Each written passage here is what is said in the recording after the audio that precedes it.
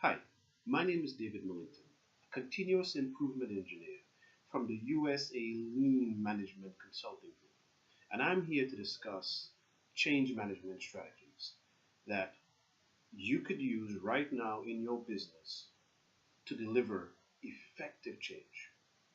As business leaders, I'm sure you continuously face the need to drive and sustain effective change, be it a change in technology, be it in change in your product or service line, or be it some change from the HR perspective. And how many times have we invested a ton of time, money, and energy in these changes to see them all fall apart over time? It all starts with understanding our customer requirements and the most important customer requirements. In a typical product or service, there may be a dozen or 2 dozen perspectives or requirements that a customer or a client would impose in your organization, but only 3 to 5, perhaps maybe a maximum of 7 of those requirements are what we consider the critical requirements. The most critical requirements, meaning that if there's a failure in one of those dimensions or one of those critical requirements, then our product or service has yielded a tremendous dissatisfaction to our customers or clients. So it starts there. Then step one would be, as leaders, to create a vision and a purpose around those requirements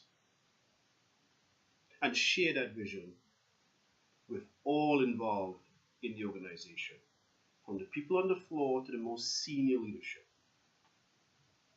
The idea in this phase or this step is to involve all the key stakeholders early on in a change initiative. Involve them early on and continuously through the process. The next step would be to assess that you have the right people on board to effect those changes. So at some point, early on in the process, a rationalization, a human capital rationalization will have to take place to identify the 20% of people who would support a change wholeheartedly. Then to identify the 60% of people who would need to be persuaded as to why a particular change would be important. It is very important that we understand that the human being sees change or receives change in different ways.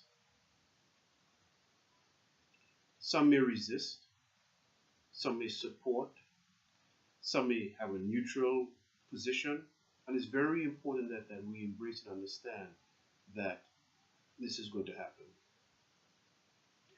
So again, we would look at that 20%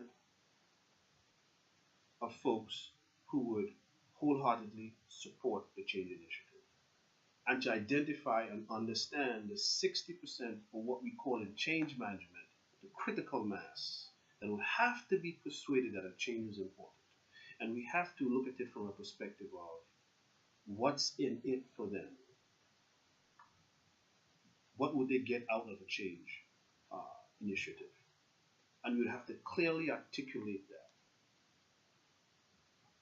Then we'll have to identify the 20% of folks who would wholeheartedly resist change. And we should take the time to understand why they would hold that position.